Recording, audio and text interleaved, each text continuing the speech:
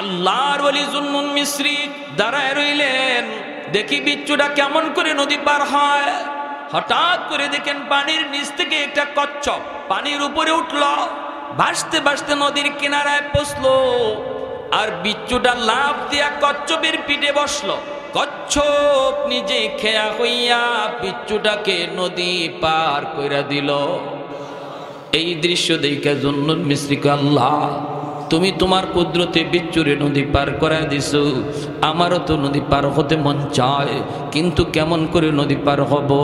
আল্লাহ নদীতে কোনো নৌকা নাই, কোনো খেয়া নাই।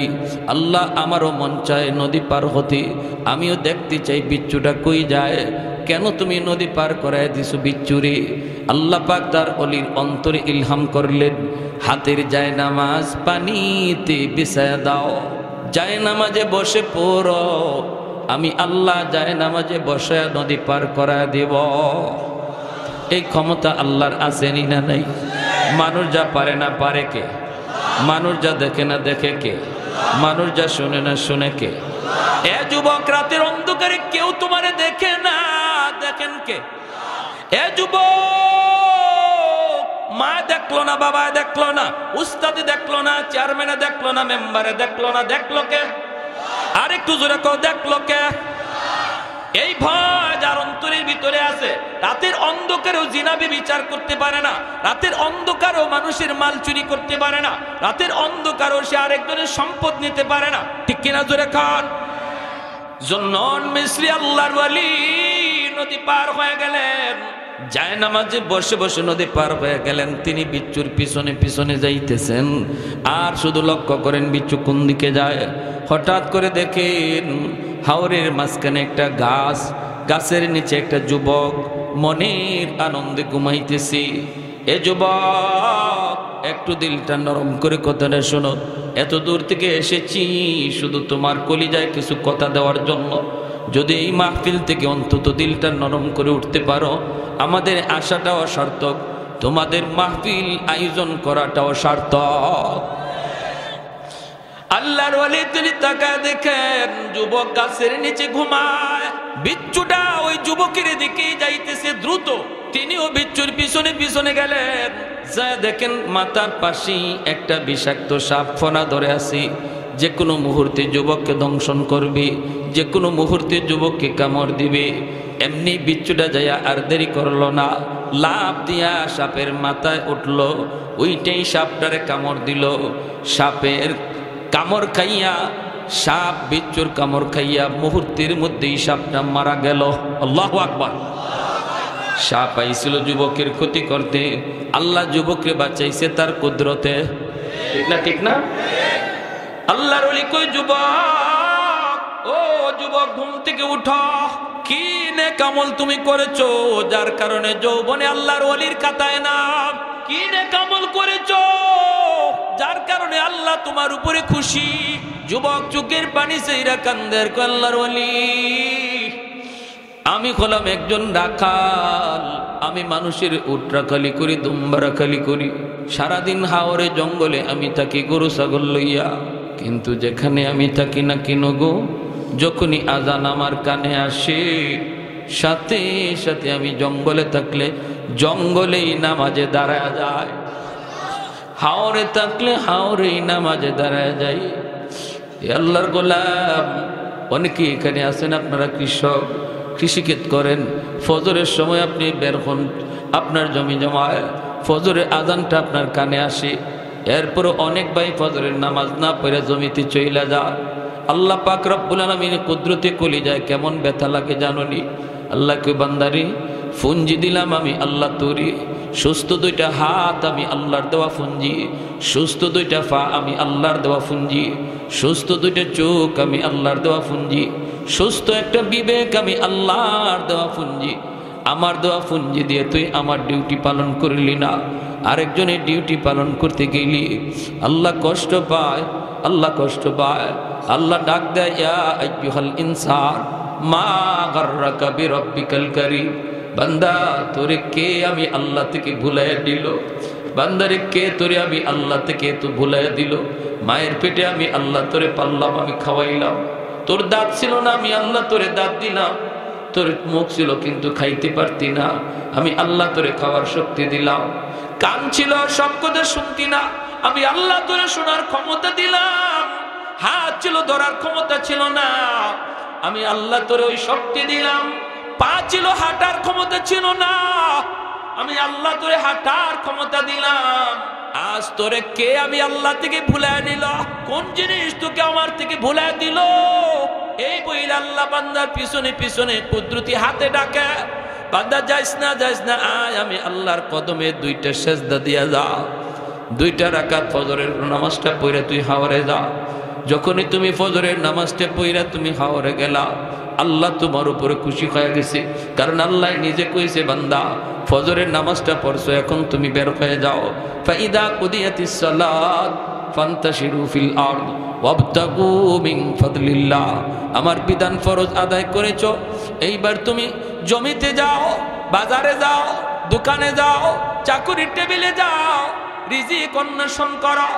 আল্লাহর হুকুম মানতে তুমি জমিতে গেছো, জমিতে যায় তুমি জমির কাম শুরু করেছো, নিয়ত করেছো আল্লাহ জোহরের আজান করলে আবার জমির আইলেই নামাজে দাঁড়ায় যাব। যখনই তুমি ফজর পইরা জোহরের নামাজটাও তুমি জমির আইলে দাঁড়ায় গেছো, আল্লাহ পাক ফেরেশতাদেরকে কয়, ফেরেশতারা তাকায় দেখ আমার বান্দা এত ব্যস্ততার ভিতরে আমি আল্লাহর হুকুম বলে না, দেখ দেখ আমি আল্লাহ তোদেরকে পেট দেই নাই, আমি তোদেরকে বিবি বাচ্চা দেই নাই, এজন্য তোদের জমি জমা করা লাগে না। তোমরা ফেরেশতারা 24 ঘন্টা আমার জিকির করো, কারণ তোমাদের বউ বাচ্চা নাই, তোমাদের পেট নাই, খাওয়ানো লাগে না। আমি আমার বান্দারে পেট দিছি, খাওয়ানোর চাহিদা তার আছে, বিবি বাচ্চার জিম্মাদারি আছে। এত জিম্মাদারি থাকার পরেও দেখ আমার বান্দা আমাকে ভুলে নাই। অতএব ফজর থেকে নিয়ে জোহর পর্যন্ত যতটুকু সময় সে জমিতে কাম করছে, এতটুকু সময় নফল তসবির ভিতরে ঢুকায় দাও। তোমরা যতক্ষণ তসবি জপ, এইভাবে আমার বান্দার টাইমটারও তসবি জপার ভিতরে ঢুকায় দাও, নফল বন্দিগির ভিতরে ঢুকায় দাও। অতএব আমার ভাই, জমি জমার কাম কইরো তুমি আল্লাহর ওলি হইতে পারবা, জমি জমার কাম কইরো আল্লাহর ওলি হইতে পারবা। শুধুমাত্র আরেকজনের জমির আইল কাইটো না, আইল কাইটো না, আরেকজনের ফানি নিজের জমিতে নিও না। আল্লাহরে ভয় কইরো। ফানি নেওয়ার সময় কেউ দেখলো না, দেখলেন কে? আরে কুজুরে বলো কে? এতটুকু অন্যায়ের কারণে তুমি আল্লাহরে নারাজ করে ফেলেছো। শুধুমাত্র আল্লাহর ভয় অন্তরে নিয়ে যদি চলতার, নাম ছিল অলির খাতায়। না যুবক, এমনটা কইরো না। আই কাইটা তুমি হয়তো 100টা জমি নিলা, 7 তবক জমিন আল্লাহ হাসরের মাটি তোমার গলায় লটকাইয়া দিব। 10টা দুনিয়ার সমান জান্নাত তুমি হাতছাড়া করবা। 1 জাররা পরিমাণ মাটির জন্য 10 দুনিয়ার সমান জান্নাত তুমি হাতছাড়া করতেছো। এ বুদ্ধিমান না বুকা? এজন্য রে যুবক, জুলকারনাইন আরে তোমরা তামাম দুনিয়ার বাদশা ছিলেন, তামাম দুনিয়ার বাদশা। মৃত্যুর সময় কয় আমাকে তোমরা কবরে যখন নিয়ে যাবা, কাফনের বাহিরে আমার 2টা হাত বের করে রাখো। মানুষেরা কয় কেন, কি জন্য? দুনিয়ার মানুষে মেসেজ দিতে চাই, আমি দুনিয়ার বাদশা ছিলাম কিন্তু কবরে যাইতেছি খালি হাতে, কবরে যাইতেছি খালি হাতে। এই মেসেজটা আমি দিতে চাই। এজন্য ভাই, কেউ কোনোদিন কারো জমি দখল করো না। শক্তি দিয়া, ক্ষমতা দিয়া, গোষ্ঠীর বড়াই দিয়া দুর্বলের উপরে কোনোদিন জুলুম করো না। বহুত বড় নিয়ামত তুমি হারাইবা সামান্য কিছু পাওয়ার জন্য। বৃহৎ তোমার পাওয়া হাতছাড়া হয়ে যাবে। ভাইয়েরা, বন্ধুরা, যুবক ডাক দেয়া কো আল্লাহর ওয়ালি, আমি হাওরে থাকলেও হাওরে নামাজে দাঁড়ায় যাই। আর এখন যখন ঘুমাইতে যাব, গাছের নিচে যখন আমি ঘুমাইতে যাব, তখন আল্লাহকে ডাক দেয়া কই মালিক, ঘর থেকে বের হওয়ার সময় আমি আল্লাহর নাম লইয়া বের হই। তুমিও যখন ঘর থেকে বের হবা, এই দোয়াটা পড়বা, বিসমিল্লাহি তাওয়াক্কালতু আলাল্লাহ লা হাওলা ওয়ালা কুওয়াতা ইল্লা বিল্লাহিল আলিয়্যিল আযীম। আল্লাহ তোমার উপর ভরসা করে বের হলাম। যখনই তুমি আল্লাহর উপর ভরসা করে ঘর থেকে বের হবা, বিসমিল্লাহ বইলা আল্লাহ কই বান্দা, আমার উপর তুমি ভরসা করছো, এখন তোমার নিরাপত্তাও আমি আল্লাহর জিম্মাদারি। ওয়া ইয়াতাওয়াক্কাল আলাল্লাহ ফাহুয়া হাসবু। আল্লাহ বলে যে আমার উপর 100 ভরসা রাখে, আমি আল্লাহ তার সাথে 100 লেনদেন করি। আমাদের ভরসাই তো আল্লাহর উপরে 100 নাই, 100 পারি না, করতেই পারি না, সন্দেহ থেকেই যায়। যে মানুষ ইয়াকিনের সাথে আল্লাহর উপরে ভরসা নিয়ে চলে, আল্লাহর সাথে আল্লাহ তার সাথে ওই রকমই ব্যবহার করে। সুবহানাল্লাহি ওয়া বিহামদিহি সুবহানাল্লাহিল আযীম। তাহলে ভরসা করব কার উপর? আরো জোরে বলেন, কার উপর? ঘর থেকে বের হব কার নাম লইয়া? কার নামে? আল্লাহর নামে। যুবক, আমি যখন ঘুমাইতে যাব তখন কইতেছি, আল্লাহ আমি ক্লান্ত পরিশ্রান্ত, আমি একটু আরাম করব। কিন্তু মালিক, কোন ভরসায় আরাম করি? আল্লাহ, কোনো তো আমার এখানে তো কেউ নাই, আপন বলতে কেউ নাই, যদি বিপদ আপদ আয় বাঁচাইবার কোনো লোক নাই। আল্লাহ, তোমার উপর ভরসা করে আমি ঘুমাইলাম। এই বইলে আমি ঘুমাইছিলাম। আল্লাহর ওলি জুন্নুন মিসরি কয়, তুমি যে আল্লাহর উপরে 100 ভরসা করে ঘুমাইছো, এজন্য আল্লাহ তোমাকে 100 নিরাপত্তা দিছে। ইল্লাল্লাযীনা আমানু ওয়া আমিলুস সালিহাত ফালাহুম আজরুন গায়রু মামনুন। এজন্য আল্লাহ পাক রব্বুল আলামিন কয়, তুমি যখন যৌবনে ইবাদত করবা না, যৌবনে তুমি যেইভাবে এইভাবে খুশি চলছো, যা খুশি তা করছো, ক্ষমতার বাহাদুরি দেখাইছো, মানুষের উপরে জুলুম করেছো, মসজিদে তোমারে পাওয়া গেছে না, অন্যায় কাজে তোমারে দেখা গেছে, বয়স যখন বাড়বে মানুষ তোমারে কোনো দাম দিবে না, বউ তোমারে দাম দিবে না, সন্তান তোমারে দাম দিবে না, মানুষও কইব মিয়া আস্তে কথা খাও, এখন আর আগের মতো শক্তি নাই, এত পাওয়ার দেখাও না। বউ কইব তুমি কথা কম কও, বুড়া হয়ে গেছো কম বুঝো। পোলায় কইব আব্বা তুমি কথা কম খাও, আগের মতো তোমার বুঝ নাই। কিন্তু আল্লাহ কয়, তুমি যদি যৌবনে আমার খাঁটি গোলাম হয়ে থাকো, যৌবনে যদি নাম অলির খাতায় লিখে থাকো, বয়স যত বাড়বে আমি আল্লাহ শাইখে কাতিয়া, শাইখে গাজীনগরী, শাইখে আহমদ শফির মতো তোমার দাম সমাজে বাড়ায় দিব। বসা থাকবা তুমি ঘরে, ইবাদত উঠে যাবে আমল নামায়। সুবহানাল্লাহ। ঘুমায়া থাকবা তুমি ঘরে, তাহাজ্জুদের সওয়াব উঠে যাবে আমল নামায়। আব্দুল্লাহ ইবনে মুবারক রাহমাতুল্লাহ, তুমি তাহাজ্জুদ পড়তে পারতা না, শেষ বয়সে আফসোস হইব, হায় রে শক্তি নাই, উঠতাম পারি না। এটারে আল্লাহ কত পছন্দ করে জানো? আব্দুল্লাহ ইবনে মুবারক রাহমাতুল্লাহ গেলে ওনার ইন্তেকালের পর ওনার একজন মুরিদ স্বপ্নে দেখে কয়, হুজুর কেমন ব্যবহার হয়েছে আপনার সাথে কবরে? আব্দুল্লাহ ইবনে মুবারক কয়, কি কই মুরে বাবা, আমার পাশের বাড়ির এক বাড়িওয়ালা যে আছিল কামার, লোহার কাম করত, আল্লাহ তারে জান্নাতে আমার চেয়েও উঁচা মাকাম দিয়া দিছে। কেন জানি না, ঘুম ভাঙ্গে গেছে মুরিদের, দৌড় দিছে ওই কামারের বাড়ি, যে তার বিবিরে বলতেছে, বিবি গো, ও মা তুমি একটু কও না তোমার স্বামীর কি নেকামল ছিল? কয় বেশি কিছু না, আমার স্বামী তো সারাদিন লোহা ফিটাইতো, তবে নামাজের সময় নামাজ হাতুড়ি উপরে উঠছে, আজানের আওয়াজ শুনছে আর নিচে দেয় নাই, পিছনে ফেলায়া মসজিদে। আল্লাহু আকবার। এটা সাহাবায়ে কেরামের আমল ছিল। সাহাবায়ে কেরামের ভিতরে নারীরা এমন ছিলেন, সুই উঠাইছেন ভিতরে ঢুকাইবেন, একটা গোতা দিলে পরে সিলাইয়ের কাম শেষ। কিন্তু যেই মাত্র সুই উঠাইছেন, আজানের আওয়াজ শুনছেন, কামটা শেষ করে লাই, এরপরে নামাজ পড়মুনে না। যেখানে শুয়ে আছে, যেখানে সুতা আছে, এখানে হাত আটকে যেত। আগে আমার আল্লাহর হুকুম নামাজ, এরপরে কাম। আমার কাম বড় নয়, নামাজ বড়। নামাজ বড় না কাম বড়? কাম বড় না নামাজ বড়? জমির কাম বড় না নামাজ বড়? খেতের আইলো নামাজ পড়ন যায়নি জোরে মন। এই উম্মতের জন্য স্পেশাল অফার, আমার আপনার জন্য। আগের কোন উম্মতের জন্য সুযোগই ছিল না হাওরে নামাজ পড়া, মসজিদে নামাজ পড়তে হইতো, নাইলে নামাজ পড়লে নামাজ হইতোই না বনি ইসরাইলে। কিন্তু আমার আপনার নবীকে আল্লাহ এই বিধান যদি আমার উম্মতের জারি থাকে, তাহলে আমার উম্মত নামাজ পড়বো কেমনে? বলে কেন? আমি নবী চলে আসবো, এরপরে আর কোনো নবী আসবে না।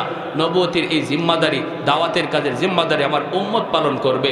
এই দাওয়াতের কাজ লইয়া বাংলাদেশ থেকে আফ্রিকা যাইব, আফ্রিকার থেকে বাংলাদেশে আইব, কেউ বিমানে উঠবো, কেউ জাহাজে উঠবো দিনের দাওয়াতের কাজে। ওই সময় যদি গড়ের এলাকার মসজিদে নামাজ পড়তে হয়, সে জাহাজ থেকে নামাজ পড়বো কেমনে? আল্লাহ আমার উম্মতের জন্য বিধান আসান করো। এমনি আল্লাহকে বন্ধু যাও, তোমার উম্মতের জন্য সারা দুনিয়ারে আমি মসজিদ বানাই দিছি। জমিতে নামাজ পড়বে, জমির আইলে নামাজ পড়বে, ওই জায়গাটারে আমি আল্লাহ মসজিদ হিসাবে কবুল করে নিব। যেখানে নামাজে দাঁড়াইবে ওই জায়গাটাই মসজিদ হিসাবে কবুল করে নিব। এটা শুধু তোমার আমার জন্য এই সুযোগ। বলো না এরপরও যদি আমি আর তুমি নামাজ না পড়ি, কিয়ামতের ময়দানে আল্লাহর সামনে কেমনে মুখ দেখাবো। আল্লাহ যদি কো বান্দারে এত আসান করে দিলাম তোর জন্য নামাজের বিধানটা, যেখানে আসত সেখানেই নামাজ পড়ার সুযোগ তোর ছিল, আগের উম্মতের এমন তো সুযোগ ছিল না, এরপরও কেন নামাজ পড়লি না একটু বলো। আল্লাহর সামনে মুখ দেখানো যাবে? মুখ দেখানো যাবে যুবক? দেখাইবার কোনো উপায় নেই। তো আব্দুল্লাহ ইবনে মুবারক রহমতুল্লাহ আলাইহি এই কথা বলার পর তখন ওনার মুরিদ গেছে, যায় কইতেছে মাগো কি আমল ছিল? তখন কইতেছে আমার স্বামী সারাদিন কামারের কাম কইরা লোহার ফিটাফিটি কইরা বাড়িতে যখন বিকালে আসতো এশার নামাজটা ফইরেই উনি ঘুমাই যেত। তাহাজ্জুদের সময় ঘুম ভাঙতো ঠিক, জানালা দিয়া দেখতো আব্দুল্লাহ ইবনে মুবারক তাহাজ্জুদের নামাজ পড়ে। তখন আমি দেখতাম আমার স্বামী চোখের পানি ঝরে কাঁদতো আর কইতো মালিক আমারও তাহাজ্জুদের নামাজ পড়তে মন চায়, তোমার ওয়ালি আব্দুল্লাহ দেখো কেমন করে সেই খুশুসি টাইমে তোমারে সেজদা দিয়ে তোমারে ডাকতেছে গো মালিক, আমারও মন চায় তাহাজ্জুদ পড়ার, কিন্তু উঠতে পারি না, সারা শরীরে আমার ব্যথা। আল্লাহ আল্লাহ তুমি আমারে এজন্য পাকড়াও কইরো না। এই কথা বইলা আমার স্বামী চোখের পানি জড়ায় কান্ত। আল্লাহ পাক রব্বুল আলামিন তার ওই আফসোসটারে আল্লাহ এত কবুল করা করছে, আব্দুল্লাহ ইবনে মুবারক তাহাজ্জুদ পড়েও যেই সওয়াব পাইছে, এই লোক ঘুমায় তাই কেউ এর চেয়ে বেশি সওয়াব আল্লাহ দিয়া দিছে। হাকিমুল ইসলাম কারি তৈয়ব সাহেব রাহিমাহুল্লাহ ওনার পবিত্র জবানের বয়ান আমার উস্তাদগণ নিজের কানে শুনছেন এবং আল্লাহর ওলির কিতাবের মধ্যে পেয়েছি। ভারতের একটা চর এলাকার ভিতরে একটা মানুষ মারা গেল। ওই মানুষটা মারা যাওয়ার পর তার লাশটা কিভাবে তারা গোসল করবে, কিভাবে তারা জানাজা দিবে, কিভাবে তারা কবরে রাখবে, চরের মানুষগুলা জানে না। নতুন বসতি শুরু করেছে, এখনো মসজিদ বানাইতে পারে নাই, কোনো আলেম উলামা কেউ নাই। এলাকার মানুষজন কয় তাহলে চলো আমরা রাস্তার কিনারায় লাশটা নিয়ে দাঁড়ায় থাকি, দেখি আমরা শহরের দিকে কোনো মানুষ যায় কিনা, এমন কোনো মানুষ পাই কিনা যেই মানুষটা গোসল দেওয়াইতে পারি, যেই মানুষটা দাফন করতে পারি। দাঁড়ায় রইছি, পায়ে গেছে একজন মানুষ। ওই মানুষটারে সালাম দিয়া কয় ভাইজান, মাথায় টুপি, মুখে নবীর সুন্নতি দাড়ি, আপনি কি পারবেননি? আমরা বড় বিপদে পড়েছি, আমাদের এই ভাইটারে নিয়া কেমন করে তারে গোসল দিব, কেমন করে তারে কাফন পরাবো, কেমন করে জানাজা দিব জানি না। এইবার লোকটা কয় ঠিক আছে আমি উপকার করি।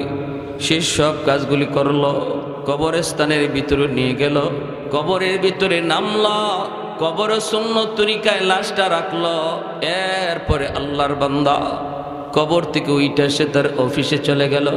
দারোয়ান তার গেইটের মধ্যে আইডি কার্ড চায়, আইডি কার্ড দেখাইতে যায়, দেখে পকেটে নাই।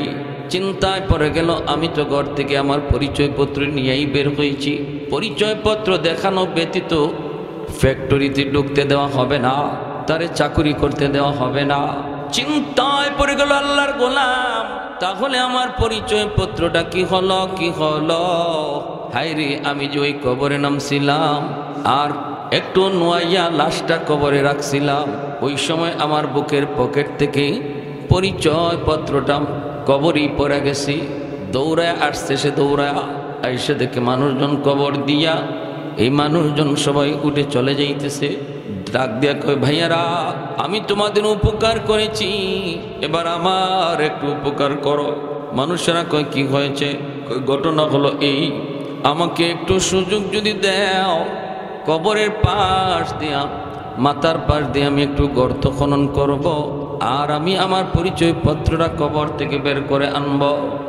মানুষেরা কয় ঠিক আছে, কোনো অসুবিধা নাই, আপনি আমাদের বহু উপকার করেছেন। কবরটা খুঁজল, যেই মাত্র কবরের দিকে তাকায়, মাটিটা খনন করার পর যখন কবরের দিকে তাকায়, দেখে তার পুরা কবরটা নূরের আলোতে ঝলমল ঝলমল করে। শুধু কবরের ভিতর নারী যুবক, শুধু কবরের ভিতর না, পুরা এলাকাটা আলোকিত হয়ে গেল। এবং এমন একটি গ্রাম, পুরা এলাকা সুঘ্রাণে মোহিত হয়ে গেল। খবর চতুর্দিকে ছড়িয়ে গেল। দারুল উলুম দেওবন্দ থেকে দীর্ঘদিনের মুহতামিম কারি তৈয়ব সাহেব রাহিমাহুল্লাহ ইনি বলেন খবর পেয়ে আমি নিজেও গেলাম দেখার জন্য। আল্লাহর ওলি বলেন আমি নিজেও গেলাম দেখতে, যে দেখি ওই এলাকাটা এখনো নূরের আলোতে ঝলমল করতেছি। কবরের কাছে গেলাম, যে কবরের দিকে তাকাইলাম, তাকে দিকে কবরের ভিতরে ঝলমল ঝলমল এমন ঘ্রাণ, আমি বুঝে গেলাম এটা দুনিয়ার কোনো আলো নয়, এই ঘ্রাণ দুনিয়ার কোনো আতরের ঘ্রাণ নয়, এই আলোটাও জান্নাতি আলো, ঘ্রাণটাও জান্নাতি ঘ্রাণ। এইবার আমি আল্লাহর এই বান্দার আমল কি ছিল খবর নেওয়ার জন্য তার বাড়িতে গেলাম। মেয়েটাকে জিজ্ঞেস করলাম, মা কি তোমার আব্বার নেক আমল ছিল একটু বলো। বলতেই মেয়েটায় কয়, ও আল্লাহর ওয়ালি, আমার আব্বার উল্লেখযোগ্য একটা আমল আমার মনে পড়ে। আব্বা প্রতিদিন কোরআন ওই যে তাকের উপরে দেখেন আমার মালিকের কালাম, এই কোরআন খানা নামায় তিনি এইরকম ভাবে আল্লাহর কালাম পড়তে পারতেন না, কিন্তু প্রতিটা লাইনে লাইনে আঙ্গুল ঘুরাইতেন, আঙ্গুল ঘুরায় ঘুরায় বলতেন, আল্লাহ এই লাইনে তুমি যা বলেছো আমি সব বিশ্বাস করি। সুবহানাল্লাহ। আল্লাহ এই লাইনে তুমি যা বলেছো আমি বিশ্বাস করি। এই কথা বইলে বইলে তিনি আঙ্গুল ঘুরাইতেন আর চোখের পানি জড়ায় জড়ায় কাঁদতেন, চোখের পানি জড়ায় জড়ায় তিনি কাঁদতেন। আল্লাহর ওলি বলেন আমি টান দিয়ে কোরআন খানা তাক থেকে নামাইলাম, নামায় আমি কোরআন খানা বের করলাম, বের করে দেখি আল্লাহর বান্দার আঙ্গুলের দাগ এখনো প্রতি লাইনে লাইনে আছে এবং প্রতি পৃষ্ঠায় তার চোখের পানির দাগ আছে। এ আল্লাহর গোলাম মনে রাখো, পবিত্র রমজান মাস আমাদের সামনে। কোন মাস চলতেছে? শাবান মাস। রজব মাস ঢুকলি আল্লাহর নবী দোয়া পড়তেন, আল্লাহুম্মা বারিক লানা ফি রজব ওয়া শাবান ওয়া বাল্লিগনা রমাদান। নবী রজব মাস ঢুকলেই সতর্ক করতেন, রমজান আইছে, রমজান আইছে, হিজাগাত রমজান, রজব গেছি গা, এখন আর শাবান চলতেছে, তাহলে তো রমজান একদম কাছে, ঠিক না? একদম কাছে। রজব আর শাবানে প্রস্তুতি নাও। রমজান হলো ইবাদতের মৌসুম, ইবাদতের মৌসুম। আল্লাহ নবী এমনভাবে রমজানে ইবাদত করার জন্য প্রস্তুতি নিতেন, সাহাবায়ে কেরাম বলেন যেন কোমরে যেভাবে আমরা গামছা দিয়ে বাঁধি কোনো কাজ করার জন্য, কোনো প্রস্তুতি নেওয়ার জন্য, নবীজি এইভাবে মনে হয় আমল করার জন্য রমজানে কোমরে গামছা দিয়ে বাঁধ দিতেন। সুবহানাল্লাহ। এজন্য বলি, যে যুবক যৌবনে আল্লাহর গোলামি করছে, যেই যুবক যৌবনে এরকমভাবে কোরআন তেলাওয়াত করত, কোরআনের সাথে মহব্বত ছিল, বৃদ্ধ বয়সে যখন কোরআন তেলাওয়াত করতে পারবে না, চোখের জ্যোতি না থাকার কারণে হরফ দেখে না দৌড়ে, তখন আল্লাহ তার আমল নামায় ওই যৌবনের তিলাওয়াতের সওয়াব জারি রেখে দিবেন। সরকার যেমন পেনশন দেয় নির্ধারিত বয়স পর্যন্ত, সরকারি চাকরি করার পর বয়স যখন ওভার হয়, সরকার কয় তোমার উপরে আমি খুশি, এখন তুমি ঘরে বসা থাকো, ঘরে বসায় বসায় তোমারে বেতন দিব। ঠিক তেমনি সকল সরকারের সরকার আমার আপনার খালিক আর মালিক বলে, বান্দা তোমার গায়েও যতদিন শক্তি ছিল আমি আল্লাহরে খুব খুশি করে নিছো, এখন আমি আল্লাহ তোমার অতিরিক্ত দায়মি আমলগুলি ঘরে বসাইয়া আমলের পেনশন দিব। জোরে কোন সুবহানাল্লাহ। আমার ভাইয়েরা, বন্ধুরা, যুবক, এজন্য বলি, কেন বলতেছিলাম কথাগুলি জানোনি? কারণ হলো তোমার মতো যুবকের ইবাদতের কারণে আল্লাহ পাক আসমান টিকায় রাখছে, জমিন আল্লাহ টিকায় রাখছে। জোরে কোন সুবহানাল্লাহ। তোমার মতো যুবক, যেই যুবক যৌবনে আল্লাহর গোলামি করে, যেই যুবক যৌবনে আল্লাহকে ভয় করে, যেই যুবক যৌবনে বেয়াদবি করে না, যেই যুবক যৌবনে আল্লাহকে পাইছে, ওই যুবকের দিকে তাকাইয়া আল্লাহ আসমান জমিন টিকায় রাখছে। কেমন করে, কিভাবে কিভাবে রে যুবক? হাদিসে কুদসি আল্লাহ পাক বলে, আলা কুল্লা ইয়াউমিন ওয়াল আরদু ইস্তাজিলু রাব্বাহু ওয়াল বাহরা ইস্তাজিলু রাব্বাহু ওয়াল মালাইকাতু ইস্তাজিলু রাব্বাহু। আল্লাহ বলেন প্রতিদিন জমিন আল্লাহর কাছে আবদার করে, মালিক আর কত আমি গুনাহগারের গুনাহগুলি দেখব, ও মালিক আর কত আমি জালেমের জুলুম সইব। আল্লাহ বলে, কে কি হয়েছে বল? কয় আবতালি ইবনা আদম ফি কারি, আমি ওই জালেমগুলির আমার পেটের ভিতরে গিলে ফেলবো। কেন, কি জন্য?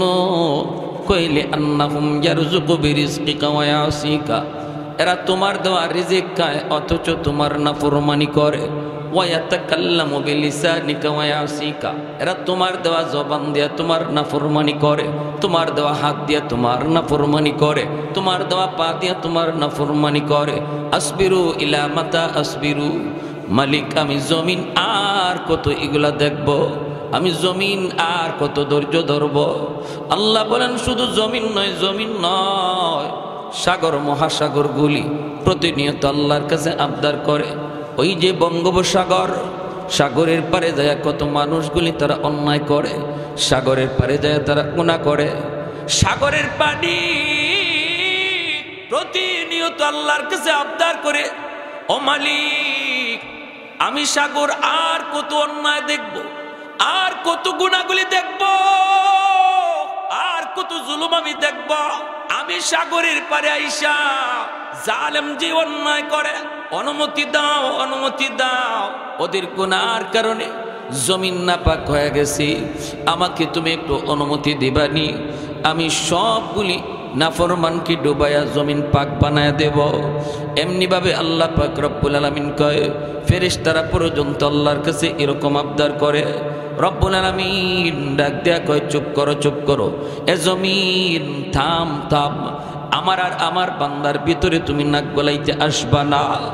আমি আল্লাহ দেখি এই জমিনে কেমন অন্যায় হয়, কেমন অত্যাচার হয়, এরপরও কেন ধরি না জানুনি? কারণ এই মানুষকে আমি আল্লাহ বড় আদর করে বানাইছি। আসমান আল্লাহ বানাইছেন কুন ফায়াকুন বইলা, জমিন আল্লাহ বানাইছেন কুন ফায়াকুন বইলা, ফেরেশতাও আল্লাহ বানাইছেন কুন ফায়াকুন বইলা। কিন্তু আমারে আপনারে আল্লাহ পাক কুন ফায়াকুন বইলা বানায় নাই। আমারে আপনারে যখন আল্লাহ বানাইছে, খালাকতু বিয়াদাইয়া, আল্লাহ বলে বান্দারে আমি তোরে বানাইছি আমার নিজের হাত দিয়া। সুবহানাল্লাহ।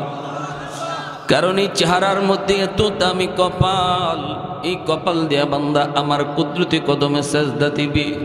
এই কপালটার এত দাম, এই কপাল ফেরেশতাদের হাতে বানাইলে হয় না, এই কপাল কুন ফায়াকুন বললে হয় না। এই কপাল আমি আল্লাহ নিজের হাতে বানাইছি। আল্লাহ পাক কয়, রে জমিন আমি আল্লাহ দেখি কেমন অন্যায় হয়, কেমন অত্যাচার হয়। যতদিন পর্যন্ত জমিনে 4 শ্রেণী থাকবে, আমি আল্লাহ জমিন টিকায় রাখব। লাউলা মাশাইখ রুক্কা ওয়াশ-শাবাবু খুশশা ওয়াল আতফালু রুদ্দা ওয়াল আনআমু রুদ্দা লাজআলতুস সামাআ হাদিদা ওয়াল আরদা খাফসাফা ওয়াত তুরাবা রামাদা ওয়ামা আনজালতু মিনাস সামাই কাতরা ওয়ামা আম্বাতু মিনাল আরদি নাবাতা বাল আনজালতু আলাইকুমুল আযাবা সাব্বা। আল্লাহ পাক বলেন, এই জমিনের ভিতরে আমার কিছু বান্দাবান্দি আছে, এমন কিছু বান্দাবান্দি আছে বৃদ্ধ, চুল দাড়ি তার সাদা হয়ে গেছি, কোমরে তার ব্যথা, হাঁটুতে তার ব্যথা, সেজদা করতে আমি আল্লাহকে তার বড় কষ্ট হয়। এরপরও আমার বান্দা কষ্ট করে করে আমার কুদরতি কদমে সেজদা দেয়। তার সেজদার দিকে তাকাইলে এই জমিনের প্রতি আমি আল্লাহর মায়া লেগে যা। ওই সাদা চুল সাদা দাড়ি মানুষটা আল্লাহর কাছে এত দামির যুবক কখন? যখন এই বয়সে সে আল্লাহর কদমে সেজদা দেয়, চেয়ারে বসে নামাজ আদায় করতে চায় না। না না, কষ্ট হলো সে জমিনে মাথা টেকায় সেজদা দেয়। আল্লাহ পাক বলে, ওই বৃদ্ধ বান্দা বান্দি কষ্ট করে যখন আমাকে সেজদা দেয়, এই সেজদার দিকে তাকাইলে জমিনের প্রতি মায়া লেগে যায়। ওয়াশ-শাবাবু খুশশা, আল্লাহ বলেন 2 নম্বর হলো জমিনের ভিতরে এমনও কিছু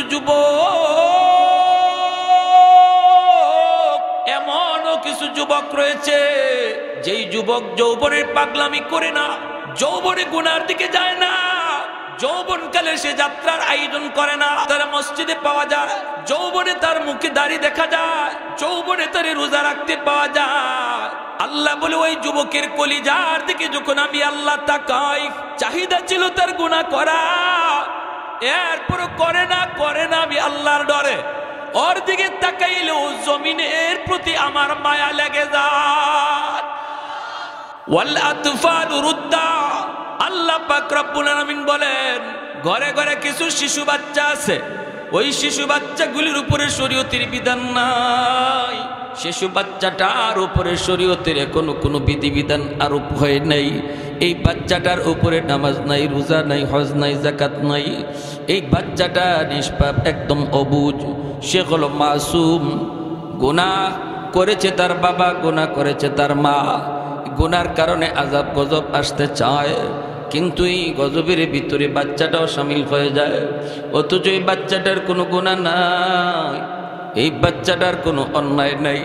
সে যখন টুট ভাঙ্গা আমি আল্লাহর গজব দেখে কান্দে, ওই বাচ্চাটার কান্না দেখেও আমার জমিনের প্রতি মায়া লেগে যায়। 4 নম্বর আল্লাহ বলেন হাঁস মুরগি গরু ছাগল হায়ওয়ানাতগুলি জমিনের মধ্যে রয়েছে, এদের উপরে শরীয়তের কোনো বিধিবিধান নাই। গরু ছাগলের উপর নামাজ নাই, রোজা নাই, এদের কোনো গুনাহ নাই, অন্যায় নাই। জমিনে আযাব গজব আসে মানুষের গুনার কারণে। এই মানুষের গুনার কারণে যখন আসমানি গজব, জমিনি গজব আসে, এই গজবের ভিতরে হাঁস মুরগি গরু ছাগল এরাও গজবে শামিল হয়ে যায়। আল্লাহ পাক বলেন এদের দিকে তাকাইলেও আমি আল্লাহ জমিনের প্রতি আমার মায়া লাগে যায়। এজন্য ভাইরা মনে রাখবা, ছোট বাচ্চাগুলির মারধর করবা না, বকাবকি করবা না, ধমক দিবা না। বাচ্চা দেখলে আদর করে, যুবক বাচ্চা দেখলে আদর কইরো, কারণ এই বাচ্চার খাতিরে আল্লাহ তোমাকে আমাকে খাওয়াইতেছে। এই বাচ্চাটার উসিলায় আল্লাহ তোমাকে আমাকে বাঁচায় রাখছে। এখনো আসমান থেকে বৃষ্টি নাজিল হয়, জমিন থেকে ফসল উৎপন্ন হয় ওই বাচ্চাটার খাতিরে, নিষ্পাপ অবুঝ বাচ্চাগুলির খাতিরে। অতএব বাচ্চাগুলিরে মারধর কইরো না, ধমক দিও না, গালমন্দ কইরো না। এর যুবক আর মুরব্বী মানুষদেরকে শ্রদ্ধা কইরো, কারণ মুরব্বী মানুষ চুলদারি সাদা হওয়ার পর আল্লাহর কাছে তার দাম এত বেড়ে যায়। এই দামি মানুষটা যখন হাত উঠায় আল্লাহ পাক তখন বড় লজ্জা পায়। মুরব্বী মানুষের সাথে বেয়াদবি করো না। ওই মুরব্বী মানুষ, যেই মুরব্বী চুলদারি সাদা হওয়ার পর কষ্ট করো আল্লাহকে রুকু করে সেজদা দেয়, আল্লাহ তার খাতিরে তোমারে আমারে বাঁচায় রাখছি। এজন্যই হযরত আলী রাদিয়াল্লাহু তাআলা আনহু তিনি একদিন মসজিদে নববীতে নামাজে যাবেন, মায়ার নবী ইমাম হযরত আলী ঘর থেকে বের হয়েছেন জামাতে শরীক হবেন। চিকন একটা গলি, এই গলি দিয়া যাওয়ার সময় হযরত আলী দেখেন গলি একটা বৃদ্ধ মানুষ গলি দিয়ে যাচ্ছে, চুলদারি তার সাদা। হযরত আলী মনে মনে ভাবতেছেন, আমি যদি আল্লাহর নবীকে যাই রুকুতে পাইতে হয়, আমার যদি রাকাত পাইতে হয়, তাহলে মুরব্বী মানুষ ইনি তো লাঠি দিয়ে বর দিয়া আস্তে আস্তে আস্তে আস্তে যাইতেছে। আমি যদি জামাত ধরতে হয় তাহলে একটু দ্রুত যাওয়া লাগবে, দ্রুত গেলে মুরব্বীকে একটু চাপ দেওয়া লাগবে, অথবা তার একটু ধাক্কা দিতে হবে। না আমার রাকাত একটা ছুটে যাক, তবু আমি মুরব্বী মানুষকে কষ্ট দিব না, কারণ আমার আল্লাহ মুরব্বীকে মায়া করে। পিছনে যাব, প্রয়োজনে 1 রাকাত ছুটে যাক। এইদিকে আল্লাহর নবী তিনি রুকুতে চলে গেছেন। আল্লাহ পাক জিবরাইল আমিনকে পাঠাইছে, জিবরাইল তাড়াতাড়ি করে আমার বন্ধুকে যায় নিউজ দাও। জিবরাইল আমিন রুকুতে আইসা আমার নবীরে কয়, নবী গো রুকু থেকে মাথা উঠায়েন না, কারণ আপনার আলী এখনো নামাজে শরীক হতে পারে নাই। মাথা উঠায়েন না গো নবী, আপনার আলী এখনো আপনার সাথে শরীক হতে পারে না। আমার আল্লাহর আদেশ, আলী রুকুতে শরীক না হওয়া পর্যন্ত আপনি রুকু লম্বা করেন। এই কথা বইলা জিবরাইল দাঁড়ায় রইছেন। নবীজিও রুকু লম্বা করতেছেন। নামাজের ভিতরে তো নবী আর কোনো প্রশ্ন করতে পারেন না। নবীজি লম্বা করতেছেন। হযরত আলী তিনি মসজিদে নববীতে শামিল হলেন। আল্লাহর নবীকে আইসা তিনি রুকুতে পেয়ে গেলেন। রুকু পাওয়া মানে রাকাত পাওয়া। রুকু পাওয়া মানে কি? রুকু পাওয়া মানে রাকাত পাওয়া। হযরত আলী তিনি রাকাত তো পেয়ে গেলেন। নামাজ শেষ হওয়ার পর আল্লাহর নবী ডাক দিলেন মিম্বরে বৈশা, আলী এইদিকে আসো। হযরত আলী আল্লাহর নবীর কাছে আসা মাত্রই নবী জিজ্ঞেস করেন, আলী আজকে নামাজে আসতে দেরি করলা কেন? হযরত আলী বলেন, নবী গো কই বেশি দেরি হয় নাই, আমি তো আপনাকে রুকুতে পাইছি। আল্লাহ নবী কই, আলী কেমনে রুকু পাইছো, খবর আসেনি? ঘটনা তো হলো এই, জিব্রাইল আমারে রুকু লম্বা করতে বলেছে, তুমি শরীক হওয়ার জন্য। ও আলী, আমি তো জিব্রাইলকে কোনো প্রশ্ন করি নাই, কিন্তু নামাজের ভিতরে আমার গুসা তোমার উপরে উঠছে। কেন তুমি আজকে দেরি করলা? তোমার কারণে আজকে আমার রুকু লম্বা করতে হলো। কি হয়েছিল রে আলী, একটু খুলে কও। এই কথা বলতেই হযরত আলী অবাক হয়ে গেলেন আর বলেন, নবী গো এত বড় কাণ্ড বইটে গেছে আমি ভাবতে পারি নাই গো নবী। ও গো নবীজি, আমি ঘর থেকে বের হয়েছি নির্দিষ্ট টাইমে, সময় মতো বের হয়েছি, কিন্তু গলিতে আসা মাত্র দেখি একজন মুরব্বী মানুষ, চুল দাড়ি তার সাদা। এই মুরব্বী মানুষকে সম্মান করতে যায় আমি তার পিছনে পিছনে আসছি। আমি তার গায়ে টাচ করি নাই, আমি তার গায়ে টাচ করি নাই। আল্লাহর নবী রহমতের নবী তখন চোখ দিয়ে পানি ধরছে। নবীকে, আলী রে দেখো মুরব্বী মানুষের আল্লাহর কাছে কত দাম, মুরব্বী মানুষ আল্লাহর কাছে কত প্রিয়। তারে সম্মান দেওয়ার কারণে আল্লাহ তোমার সম্মান কই বাড়াইছে। हैदार तेरा नाम से इस्लाम रहेगा, हैदार तेरा नाम से इस्लाम रहेगा, दुनिया की शजाअत में तेरा नाम रहेगा, दुनिया की शजाअत में तेरा नाम रहेगा, उस्मान तेरा नाम से इस्लाम रहेगा, दुनिया की सखावत में तेरा नाम रहेगा, फारूक तेरा नाम से इस्लाम रहेगा, दुनिया की अदालत में तेरा नाम रहेगा, सिद्दीक तेरा नाम से इस्लाम रहेगा, दुनिया की सदाकत में तेरा नाम रहेगा, मुआविया तेरा नाम से इस्लाम रहेगा,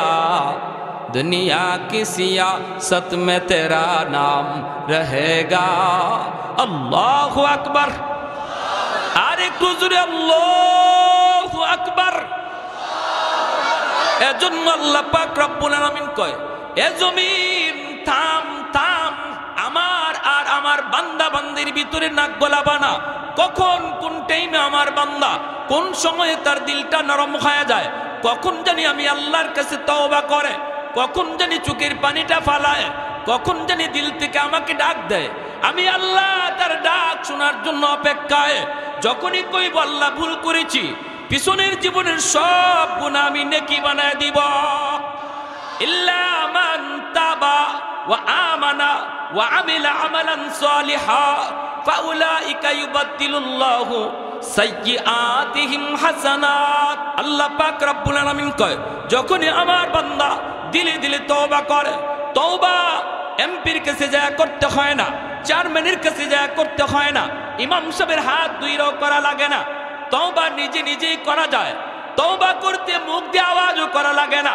দিলে দিলে যদি আমি বলি, মালিক যা করেছি ভুল করেছি আর করবো না, চোখের সামনে বন্ধু কবরে শুয়ে গেল, চোখের সামনে খেলার সাথে কবরে শুয়ে রইল, চোখের সামনে মায়ার মানুষটা কবরে শুয়ে রইল।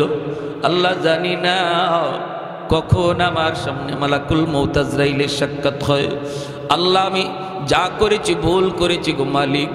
এ যুবক বলো না দেখি, আগের মতো মুরব্বী কি সমাজে আর দেখা যায়? কেন? কারণ হলো মানুষ মুরব্বী হওয়ার বয়স পায় না, যৌবনেই কবরে ডাক চলে আয়, চুলদারি পাকবার টাইম পাই না আমরা, গড়ায়ু কমে এসেছে, গড়ায়ু কমে এসেছে। অতএব কোন ভরসায় তুমি এখনো মসজিদ থেকে দূরের গোলাম? কোন ভরসায় তুমি এখনো নাফরমানিতে লিপ্ত? কোন ভরসায় তুমি এখনো ঘুমাইতে গেলে আশার নামাজটা না পড়ে ঘুমাও? বলো না, এই রাত তোমার জীবনের শেষ রাত কিনা? এই খবর তুমি তো জানো না। ওই দিনও আমার মসজিদের পাশে একটা যুবক টেইলার মানুষ টেইলারি করলো। সকালবেলা মানুষ গেল কাপড় আনার জন্য, যাইয়া তারে ডাকতেছে অথচ দরজা খুলে না। টাটকা যুবক দোকানের ভিতর থেকে মোবাইলের গানের আওয়াজ, শাটার ভাঙ্গা ভিতরে ঢুকলো, টুইকে দেখে মোবাইলে গান বাজে। সারা রাত টেইলারি কাম করেছে আর লাশটা মেশিনের সামনে পড়ে রইছে। তুমি যে রাতের অন্ধকারে ঘুমাইবার সময় ইয়ারফোন লাগায় গান শুনে ঘুমাও, বলো না ওই রাত যদি তোমার জীবনের শেষ রাত হয়, মালাকুল মউত আজরাইল যদি আইসা তোমাকে দেখে, মালাকুল মউত আজরাইল যদি আইসা তোমারে দেখে তুমি গান শোনো, তুমি কোনো অশ্লীল ছবি দেখো, বলো না ইমান কি তখন সাথে যাইব? হারাম কাজে লিপ্ত থাকা অবস্থায় কারোর সাথে ইমান থাকে না। আল্লাহর নবী বলে লা ইয়াজনি জানি হিনা ইয়াজনি ওয়া হুয়া মুমিন, যে মানুষটা হারাম কাজে লিপ্ত থাকে, জিনা করে জিনা করা অবস্থায়, মদ খাওয়া অবস্থায়, চুরি করা অবস্থায় তার কাছে ইমান থাকে না, মাথার উপরে ইমান জ্বলতে থাকে। যখনই সে গুনাহ থেকে নিজেরে ফারেক করে তখন ইমান তার মধ্যে আবার প্রবেশ করে। বলো না তুমি কোন ভরসায় কোন সাহসে তুমি এই কামটা করতেছ, এই কাম এই অন্যায় কাজ করে ঘুমাইতেছ? যদি আজরাইল এই রাতেই তোমার জান কবজ করার জন্য আসে, মুসলমানের করে জন্ম নিয়েও ইমান সাথে নিয়ে যাওয়া যাবে?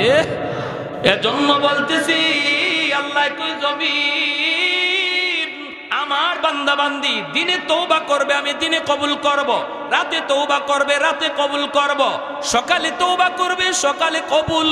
শুধু কবুল তা না, তার পিছনের সব গুনাহ মাফ কইরা, গুনাহ যদি পাহাড় পরিমাণ হয়, গুনাহ যদি পাহাড় পরিমাণ হয়, পাহাড় পরিমাণ নেকি আল্লাহ বানায় দিবে।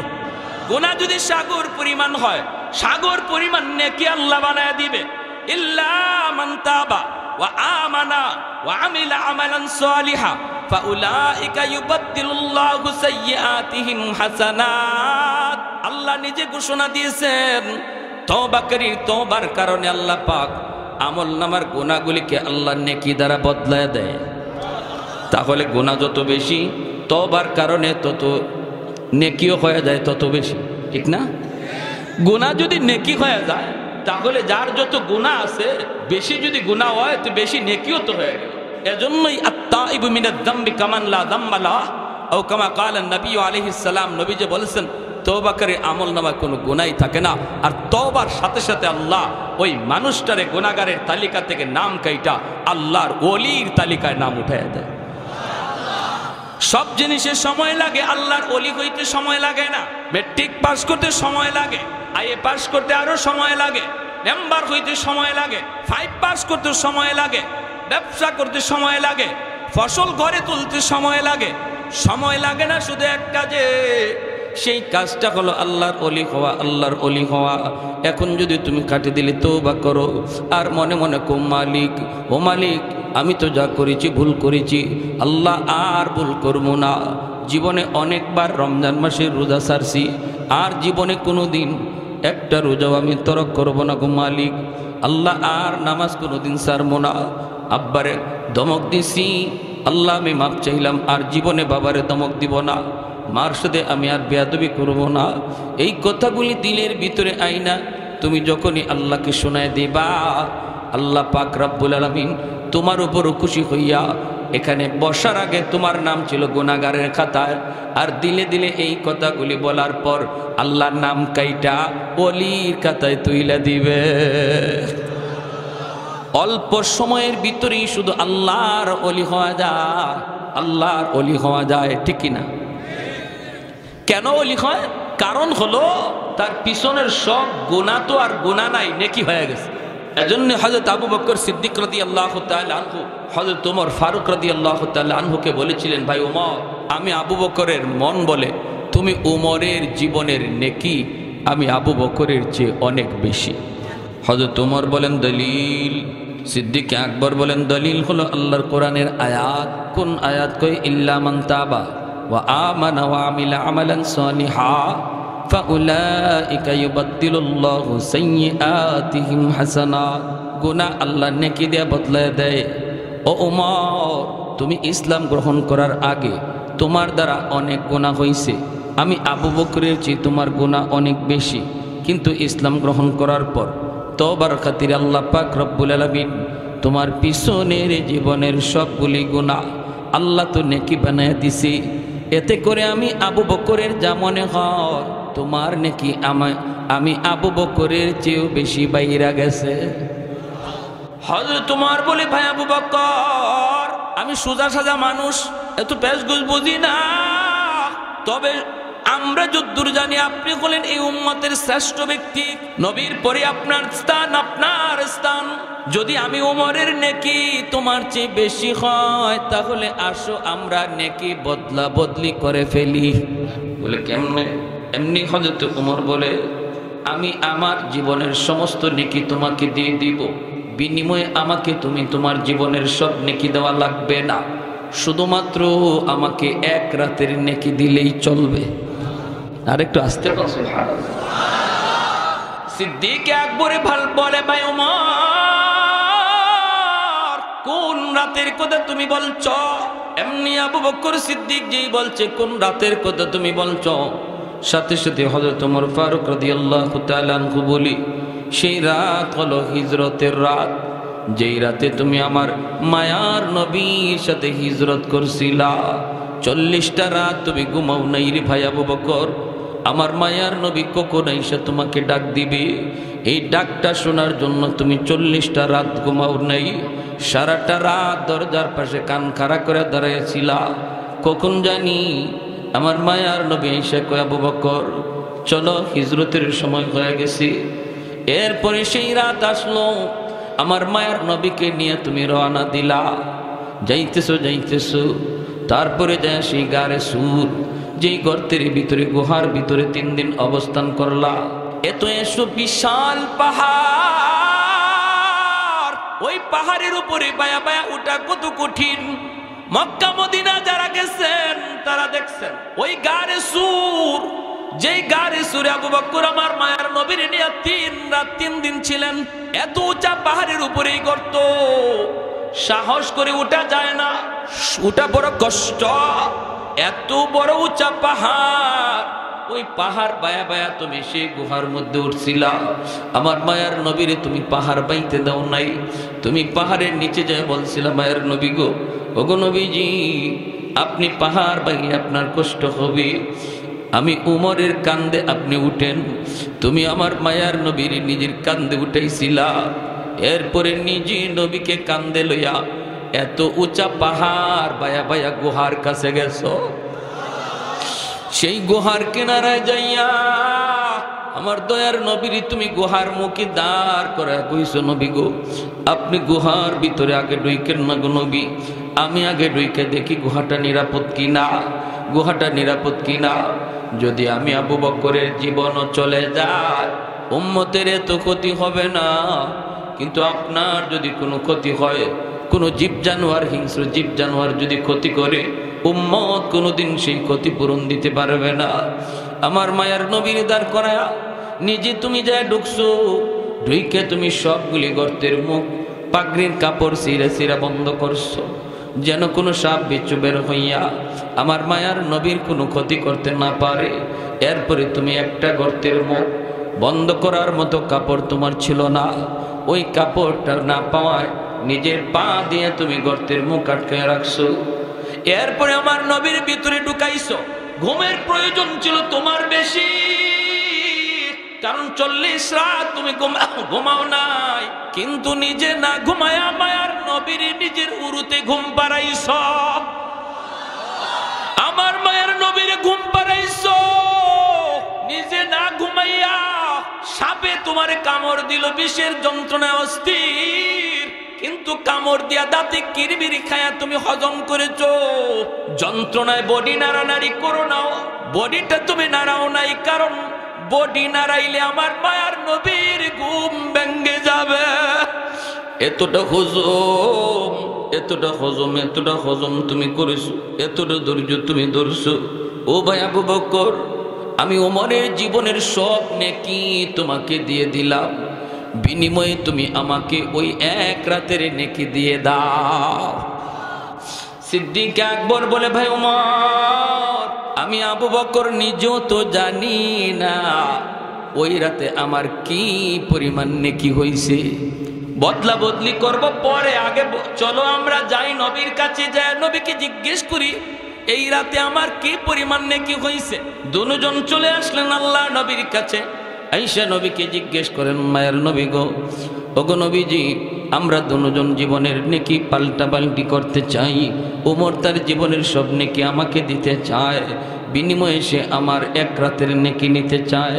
আমি নিজেও জানি না ওই রাতে আমার কি পরিমাণ নেকি হইছে, আপনার কাছে জানতে এসেছি গো নবী। নবী বলেন, আবু বকর কোন রাত? সিদ্দিক বলেন, সেই রাত হলো আপনার সঙ্গে হিজরতের রাত। এই কথা বলতেই মায়ার নবী কয়, আবু বকর বদলাইবা কি বদলাইবা না, পাল্টা পাল্টি করবা কি না? আমি নবী কোনো মত দিব না, আমি কোনো পরামর্শ দিব না, কারণ দুজন আমার নবীর বড় মায়ার। নবী কোন সিদ্ধান্ত দিবেন আর কে খুশি হয় কে বেজার হয়, এজন্য নবী কয় না আমি কোনো সিদ্ধান্ত দেব না, সিদ্ধান্ত তোমাদের। দুজন হলেন মায়ার নবীর ডান হাত বাম হাত, নবীর পরম বন্ধু। আজও আমার নবী রওজায়ে আতহারে দুই বন্ধুকে নিয়ে চিরনিদ্রায় শুয়ে আছেন। আজও মদিনার রওজা আতহারে আমার নবীর পাশে আবু বকর সিদ্দিক আর হযরত ওমর ফারুক রাদিয়াল্লাহু তাআলা আনহুমা। এজন্য নবীকে আমি সিদ্ধান্ত দেব না, তবে যেই কথা তুমি জানতে চেয়েছো ওই রাতে তোমার কি পরিমাণ নেকি হয়েছে, এই কথাটা আমি তোমারে বলতে পারি রে আবু বকর। শোনো তাহলে, শুধু উমরের জীবনের নেকি না, গোটা উম্মতের নেকি যদি এক পাল্লায় রাখা হয় আর তোমার এক রাতের নেকি এক পাল্লায় রাখা হয়, তোমার পাল্লা ভারী হয়ে যাবে। আল্লাহু আকবার। এজন্য রে যুবক, একটু দিলটা নরম করে কথাগুলি শোনো। এই জায়গায় বসে যদি তুমি দিলে দিলে নিয়ত করো, মালিক আমি আর জীবনে গুনাহ করবো না, আর জীবনে তোমারে নারাজ করবো না, আল্লাহ পাক মুহূর্তের ভিতরে তোমার নাম গুনাহগারের তালিকা থেকে কাইটা ওলির খাতায় লিখবে। কেন? কারণ তোমার পিছনের জীবনে আর গুনাহ নাই। শুধু তা না, গুনাহগুলি নেকি দ্বারা বদলানোর কারণে নেকিও ডাবলের ডাবল হয়ে গেছে। সুবহানাল্লাহ। তাহলে তওবার এত দাম, ঠিক কিনা জোরে কোন? হ্যাঁ, জুন্নুন মিসরি রহমাতুল্লাহি আলাইহি। অসুবিধা হইতেছে আপনাদের? কি ভাই অসুবিধা হইতেছে? শাইখে গাজীনগরী রহমাতুল্লাহি আলাইহি, শাইখে বাগা, শাইখে কৌরিয়া, শাইখে কাতিয়া, আল্লাহর ওলিরা তারা প্রত্যেকেই আল্লাহর ওলির খাতায় নাম লেখাইছেন যৌবনকালে। এজন্য বয়স যত বাড়ছে আল্লাহ মর্যাদা তত বাড়ায় দিয়েছে।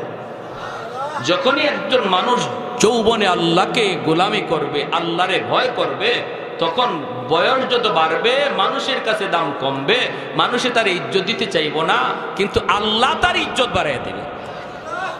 আর আল্লাহ যার ইজ্জত বাড়ায় মানুষের কাছে ইজ্জত বাড়া যায়, ঠিক কি না? যে লোকের যৌবনে ইবাদত নাই সে বুড়া হইলে কোনো দাম নাই, আর যে যুবকের যৌবনে ইবাদত আছে বুড়া হইলে পরে আল্লাহ তার ইজ্জত বাড়ায়। শুধু বাড়ায় না, দেখেন না আহমদ শফি রহমতুল্লাহি আলাইহি কয়জনে চিনতাম, বুড়া বয়সে তামাম দুনিয়া চিনল, ঠিক না জোরে কর? তামাম দুনিয়া চিনল, তামাম দুনিয়া চিনল, তামাম দুনিয়া চিনল। প্যারে হাজিরিন, এজন্য বলতেছি জুন্নুন মিসরি আল্লাহর বহুত বড় একজন বুজুর্গ। ইনি নদীর পার দিয়ে হাঁটতেছেন, আর দেখেন একটা বিচ্ছু, খুব বিষাক্ত একটা বিচ্ছু নদীর পারে দাঁড়ায় রয়েছে। বিচ্ছুরা নদী পার হতে চায়, কেমন করে নদী পার হবে? নৌকা নাই, খেয়া নাই, কিছুই নাই। আল্লাহর ওলি জুন্নুন মিসরি দাঁড়ায় রইলেন, দেখি বিচ্ছুটা কেমন করে নদী পার হয়। হঠাৎ করে দেখেন পানির নিচ থেকে একটা কচ্ছপ পানির উপরে উঠল, ভাসতে ভাসতে নদীর কিনারায় পৌঁছলো, আর বিচ্ছুটা লাফ দিয়া কচ্ছপের পিঠে বসলো। কচ্ছপ নিজে খেয়া হইয়া বিচ্ছুটাকে নদী পার কইরা দিল। এই দৃশ্য দেখে জুন্নুন মিসরি কয়, আল্লাহ তুমি তোমার কুদরতে বিচ্ছুরে নদী পার করা দিছো, আমারও তো নদী পার হতে মন চায়, কিন্তু কেমন করে নদী পার হব? আল্লাহ নদীতে কোনো নৌকা নাই, কোনো খেয়া নাই। আল্লাহ আমারও মন চায় নদী পার হতে, আমিও দেখতে চাই বিচ্ছুটা কই যায়। কেন তুমি নদী পার করায় দিছো বিচ্ছুরে? আল্লাহ পাক তার অলির অন্তরে ইলহাম করলেন, হাতের জায়নামাজ পানিতে বিছায়া দাও, জায়নামাজে বসে পড়ো, আমি আল্লাহ জায়নামাজে বসে নদী পার করায় দেব। এই ক্ষমতা আল্লাহর আছেনি না নাই? মানুষ যা পারে না পারে কে? মানুষ যা দেখে না দেখে কে? মানুষ যা শুনে না শুনে কে? এ যুবক, রাতের অন্ধকারে কেউ তোমারে দেখে না, দেখেন কে? এ যুবক, মা দেখলো না, বাবা দেখলো না, উস্তাদে দেখলো না, চেয়ারম্যানে দেখলো না, মেম্বারে দেখলো না, দেখলো কে? আর একটু জোরে কও, দেখলো কে? এই ভয় যার অন্তরের ভিতরে আছে, রাতের অন্ধকারেও জিনাবি বিচার করতে পারে না, রাতের অন্ধকারেও মানুষের মাল চুরি করতে পারে না, রাতের অন্ধকারেও সে আরেকজনের সম্পদ নিতে পারে না। ঠিক কিনা? জোরে খান। জুন্নুন মিসরি আল্লাহর ওয়ালি নদী পার হয়ে গেলেন, জায়নামাজে বসে বসে নদী পার হয়ে গেলেন। তিনি বিচ্ছুর পিছনে পিছনে যাইতেছেন, আর শুধু লক্ষ্য করেন বিচ্ছু কোন দিকে যায়। হঠাৎ করে দেখেন হাওরের মাঝখানে একটা গাছ, গাছের নিচে একটা যুবক মনের আনন্দে ঘুমাইতেছে। এ যুবক, একটু দিলটা নরম করে কথাটা শোনো। এত দূর থেকে এসেছি শুধু তোমার কলিজায় কিছু কথা দেওয়ার জন্য। যদি এই মাহফিল থেকে অন্তত দিলটা নরম করে উঠতে পারো, আমাদের আশাটাও সার্থক, তোমাদের মাহফিল আয়োজন করাটাও সার্থক। আল্লাহর ওয়ালি তিনি তাকায় দেখেন যুবক গাছের নিচে ঘুমায়, বিচ্ছুটা ওই যুবকের দিকে যাইতেছে দ্রুত। তিনিও বিচ্ছুর পিছনে পিছনে গেলেন, যা দেখেন মাথার পাশে একটা বিষাক্ত সাপ ফনা ধরে আছে, যে কোনো মুহূর্তে যুবককে দংশন করবে, যে কোনো মুহূর্তে যুবককে কামড় দিবে।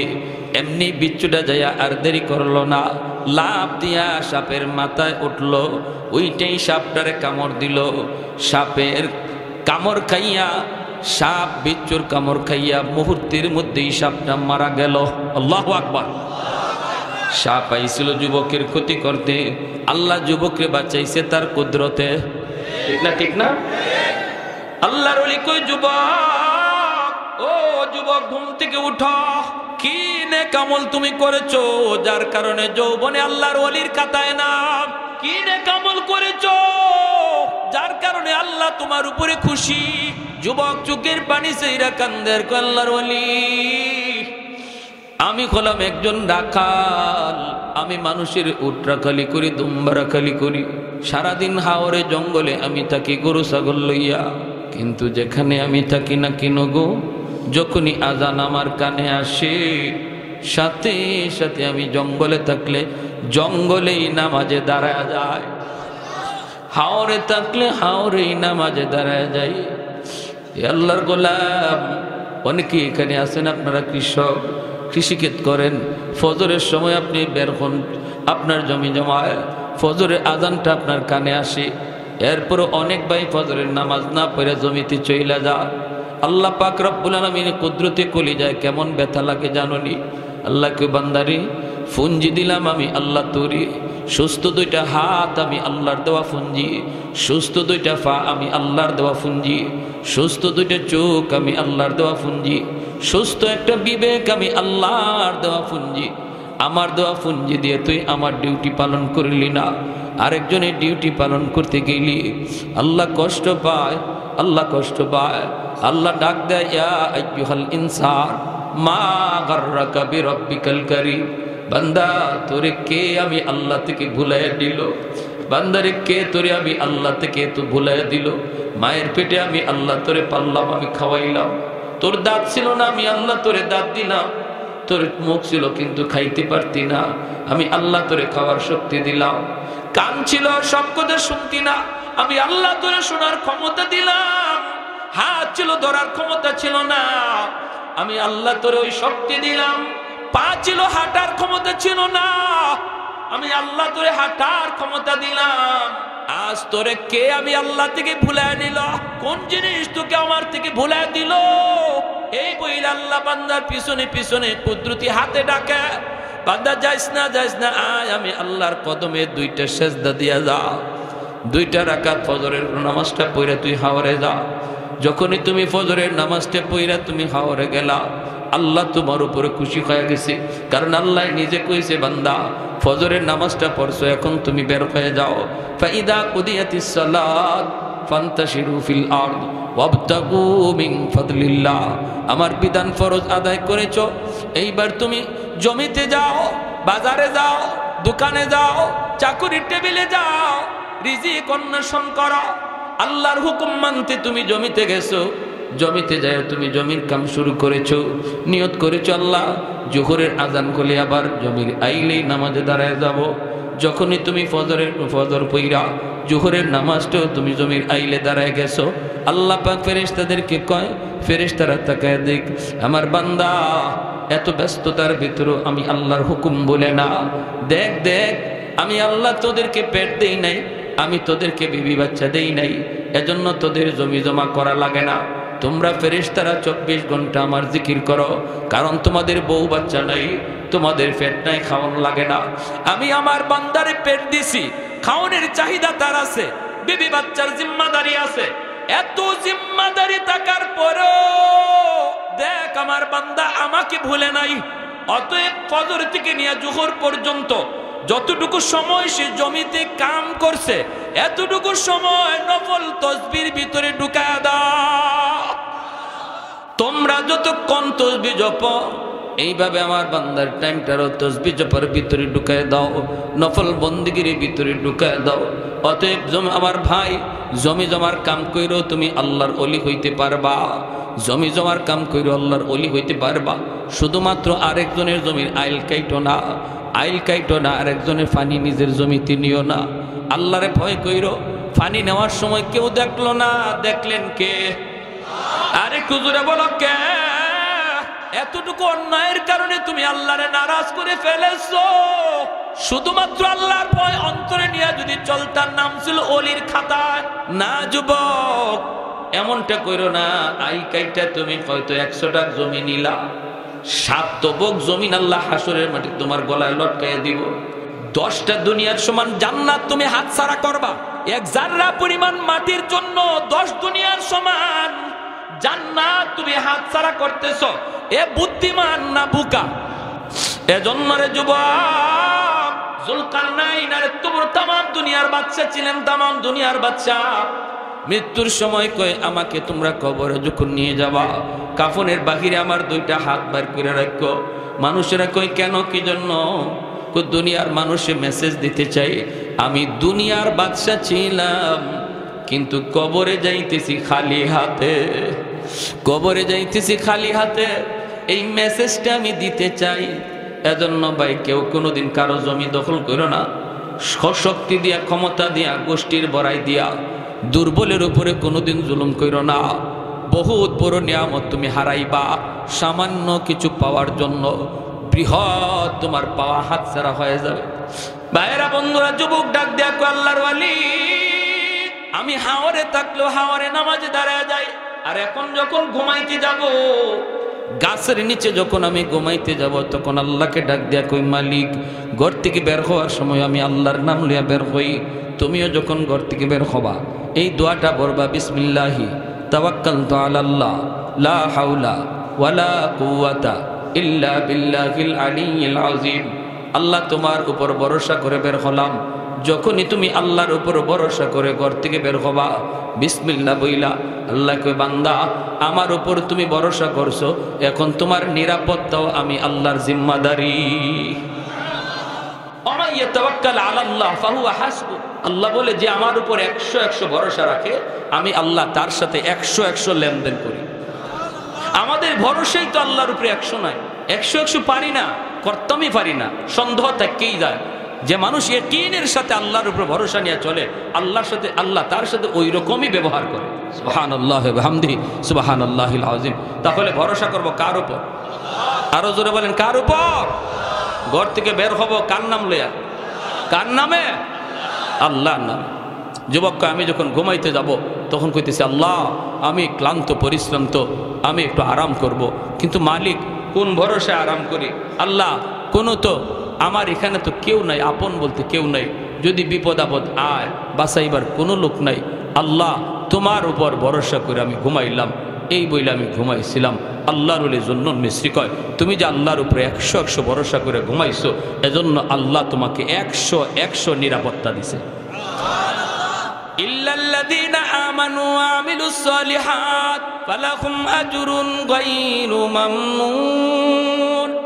এজন্য আল্লাহ পাক রব্বুল আলামিন কয়, তুমি যখন যৌবনে ইবাদত করবা না, যৌবনে তুমি যেইভাবে এইভাবে খুশি চলছো, যা খুশি তা করছো, ক্ষমতার বাহাদুরি দেখাইছো, মানুষের উপরে জুলুম করেছো, মসজিদে তোমারে পাওয়া গেছে না, অন্যায় কাজে তোমারে দেখা গেছে, বয়স যখন বাড়বে মানুষ তোমারে কোনো দাম দিবে না, বউ তোমারে দাম দিবে না, সন্তান তোমারে দাম দিবে না, মানুষও কইব মিয়া আস্তে কথা কও, এখন আর আগের মতো শক্তি নাই, এত পাওয়ার দেখাও না। বউ কইব তুমি কথা কম কও, বুড়া হয়ে গেছো কম বুঝো। পোলায় কইব আব্বা তুমি কথা কম কও, আগের মতো তোমার বুঝ নাই। কিন্তু আল্লাহ কয়, তুমি যদি যৌবনে আমার খাঁটি গোলাম হয়ে থাকো, যৌবনে যদি নাম অলির খাতায় লিখে থাকো, বয়স যত বাড়বে আমি আল্লাহ শাইখে কাতিয়া, শাইখে গাজীনগরী, শাইখে আহমদ শফির মতো তোমার দাম সমাজে বাড়ায় দিব। বসা থাকবা তুমি ঘরে, ইবাদত উঠে যাবে আমল নামায়। সুবহানাল্লাহ। ঘুমায়া থাকবা তুমি ঘরে, তাহাজ্জুদের সওয়াব উঠে যাবে আমল নামায়। আব্দুল্লাহ ইবনে মুবারক রাহমাতুল্লাহ, তুমি তাহাজ্জুদ পড়তে পারতা না, শেষ বয়সে আফসোস হইব, হায় রে শক্তি নাই, উঠতাম পারি না। এটারে আল্লাহ কত পছন্দ করে জানো? আব্দুল্লাহ ইবনে মুবারক রাহমাতুল্লাহ গেলে ওনার ইন্তেকালের পর ওনার একজন মুরিদ স্বপ্নে দেখে কয়, হুজুর কেমন ব্যবহার হয়েছে আপনার সাথে কবরে? আব্দুল্লাহ ইবনে মুবারক কয়, কি কই মুরে বাবা, আমার পাশের বাড়ির এক বাড়িওয়ালা যে আসিল কামার, লোহার কাম করত, আল্লাহ তারে জান্নাতে আমার চেয়েও উঁচা মাকাম দিয়া দিছে। কেন জানি না, ঘুম ভেঙে গেছে মুরিদের, দৌড় দিছে ওই কামারের বাড়ি, যে তার বিবিরে বলতেছে, বিবি গো, ও মা তুমি একটু কও না তোমার স্বামীর কি নেকামল ছিল? কয় বেশি কিছু না, আমার স্বামী তো সারাদিন লোহা ফিটাইতো, তবে নামাজের সময় নামাজ হাতুড়ি উপরে উঠছে, আজানের আওয়াজ শুনছে আর নিচে দেয় নাই, পিছনে ফেলায়া মসজিদে। আল্লাহু আকবার। এটা সাহাবায়ে কেরামের আমল ছিল। সাহাবায়ে কেরামের ভিতরে নারীরা এমন ছিলেন, সুই উঠাইছেন ভিতরে ঢুকাইবেন, একটা গোতা দিলে পরে সিলাইয়ের কাম শেষ। কিন্তু যেই মাত্র সুই উঠাইছেন, আজানের আওয়াজ শুনছেন, কামটা শেষ করে লাই, এরপরে নামাজ পড়মুনে না। যেখানে শুই আছে, যেখানে সুতা আছে, এখানে হাত আটকে যেত। আগে আমার আল্লাহর হুকুম নামাজ, এরপরে কাম। আমার কাম বড় নয়, নামাজ বড়। নামাজ বড় না কাম বড়? কাম বড় না নামাজ বড়? জমির কাম বড় না নামাজ বড়? খেতে রাইলো নামাজ পড়ন যায়নি জোরে মন। এই উম্মতের জন্য স্পেশাল অফার আমার আপনার জন্য। আগের কোন উম্মতের জন্য সুযোগই ছিল না হাওরে নামাজ পড়ার, মসজিদে নামাজ পড়তে হইতো, নাইলে নামাজ পড়লে নামাজ হইতোই না বনি ইসরাইলে। কিন্তু আমার আপনার নবীকে আল্লাহ এই বিধান যদি আমার উম্মতের জারি থাকে, তাহলে আমার উম্মত নামাজ পড়বো কেমনে? বলে কেন? আমি নবী চলে আসবো, এরপরে আর কোনো নবী আসবে না। নবুয়তির এই জিম্মাদারি, দাওয়াতের কাজের জিম্মাদারি আমার উম্মত পালন করবে। এই দাওয়াতের কাজ লইয়া বাংলাদেশ থেকে আফ্রিকা যাইব, আফ্রিকার থেকে বাংলাদেশে আইব, কেউ বিমানে উঠবো, কেউ জাহাজে উঠবো দিনের দাওয়াতের কাজে। ওই সময় যদি গড়ের এলাকার মসজিদে নামাজ পড়তে হয়, সে জাহাজ থেকে নামাজ পড়বো কেমনে? আল্লাহ আমার উম্মতের জন্য বিধান আসান করো। এমনি আল্লাহকে বন্ধু যাও, তোমার উম্মতের জন্য সারা দুনিয়ারে আমি মসজিদ বানাই দিছি। জমিতে নামাজ পড়বে, জমির আইলে নামাজ পড়বে, ওই জায়গাটারে আমি আল্লাহ মসজিদ হিসাবে কবুল করে নিব। যেখানে নামাজে দাঁড়াইবে ওই জায়গাটাই মসজিদ হিসাবে কবুল করে নিব। এটা শুধু তোমার আমার জন্য এই সুযোগ। বলো না এরপরেও যদি আমি আর তুমি নামাজ না পড়ি, কিয়ামতের ময়দানে আল্লাহর সামনে কেমনে মুখ দেখাবো? আল্লাহ যদি কো বান্দারে এত আসান করে দিলাম তোর জন্য নামাজের বিধানটা, যেখানে আসো সেখানেই নামাজ পড়ার সুযোগ তোর ছিল, আগের উম্মতের এমন তো সুযোগ ছিল না, এরপরও কেন নামাজ পড়লি না? একটু বলো। আল্লাহর সামনে মুখ দেখানো যাবে? মুখ দেখানো যাবে? যুবক দেখাইবার কোনো উপায় নেই। তো আব্দুল্লাহ ইবনে মুবারক রাহমাতুল্লাহ আলাইহি এই কথা বলার পর তখন ওনার মুরিদ গেছে, যায় কইতেছে, মাগো কি আমল ছিল? তখন কইতেছে, আমার স্বামী সারাদিন কামারের কাম কইরা, লোহার ফিটাফিটি কইরা বাড়িতে যখন বিকালে আসতো, এশার নামাজটা পড়েই উনি ঘুমাই যেত। তাহাজ্জুদের সময় ঘুম ভাঙতো ঠিক, জানালা দিয়া দেখতো আব্দুল্লাহ ইবনে মুবারক তাহাজ্জুদের নামাজ পড়ে। তখন আমি দেখতাম আমার স্বামী চোখের পানি ঝরে কাঁদতো আর কইতো, মালিক আমারও তাহাজ্জুদের নামাজ পড়তে মন চায়। তোমার ওয়ালি আব্দুল্লাহ দেখো কেমন করে সেই খুশুসি টাইমে তোমারে সেজদা দিয়ে তোমারে ডাকতেছে গো মালিক। আমারও মন চায় তাহাজ্জুদ পড়ার, কিন্তু উঠতে পারি না, সারা শরীরে আমার ব্যথা। আল্লাহ আল্লাহ তুমি আমারে এজন্য পাকড়াও কইরো না। এই কথা বইলা আমার স্বামী চোখের পানি জড়ায় কান্ত। আল্লাহ পাক রব্বুল আলামিন তার ওই আফসোসটারে আল্লাহ এত কবুল করা করছে। আব্দুল্লাহ ইবনে মুবারক তাহাজ্জুদ পড়েও যেই সওয়াব পাইছে, এই লোক ঘুমায় তাই কেউ এর চেয়ে বেশি সওয়াব আল্লাহ দিয়া দিছে। তাহলে আমি আপনি অন্তরের ভিতরে সেই জজবা রাখা লাগবে, তলব রাখা লাগবে রে ভাই। এক ওয়াক্ত নামাজ যদি তোমার কোনো কারণে কাদা হয়ে যায়, দিলের ভিতরে ব্যথা লাগতে হবে, হায় রে আমার নামাজটা কাদা হয়ে গেল, হায় রে আমার দ্বারা এই গুনাহটা হয়ে গেল। গুনাহ হওয়ার পর যদি অন্তরের ভিতরে অস্থিরতা জন্ম নেয়, একটা বেচাইনি বাবায়, বুঝবা তোমার ইমানটা খাঁটি ইমান, মজবুত ইমান, আল্লাহ তোমারে পছন্দ করে। আর যদি গুনাহ করার পরে তোমার অন্তরে কোনো ভাবই আসে না, পেরেশানি আসে না, বোঝা গেল ইমান নিবে নিবে অবস্থা। আমার ভাইরা, এজন্য যৌবনে আল্লাহর বন্দেগী করা দরকার আসেনি না নাই? আর একটু জোরে কোন আসেনি না নাই? যৌবন কালে আল্লাহর ওলির খাতায় নাম লেখাইতে কারা কারা তৈয়ার? হাত উঠে আল্লাহকে দেখান। আল্লাহ তুমি কবুল করো, জোরে বলি আমিন, আরো জোরে বলি আমিন। আল্লাহকে ওই যুবকগুলি যদি জমিনে না থাকতো, আসমান আমি লোহা বানায় দিতাম, জমিন আমি তামা বানায় দিতাম, এক ফোঁটা রহমতের বৃষ্টি আসমান থেকে নাজিল হতো না, আর একটা শস্যের দানাও জমিন থেকে উঠতো না, যদি ওই যুবকগুলি এখনো জমিনে না থাকতো। যারা যৌবনে আমি আল্লাহরে ভয় করে, তাদের খাতিরে এখনো আসমান থেকে বৃষ্টি পড়ে, জমিন থেকে ফসল উঠে। যেরকম সুবহানাল্লাহ। পারবো না ইনশাল্লাহ? আল্লাহ আমাদের সবাইকে কবুল করো, মঞ্জুর করো। বিশেষ করে আজকের এই মাহফিলকে আল্লাহ কবুল করো। এলাকার জন্য গোটা এলাকার জন্য যুবকদের এই মাহফিলকে হেদায়েতের ওসিলা বানাও, আমিন। ওয়া আখির দাওয়ানা আলহামদুলিল্লাহি রাব্বিল আলামিন। যারা কি বলি আমরা দুরূদ শরীফ পড়ি, সবাই দুরূদ শরীফ পড়ি। আল্লাহুম্মা সাল্লি আলা মুহাম্মদ।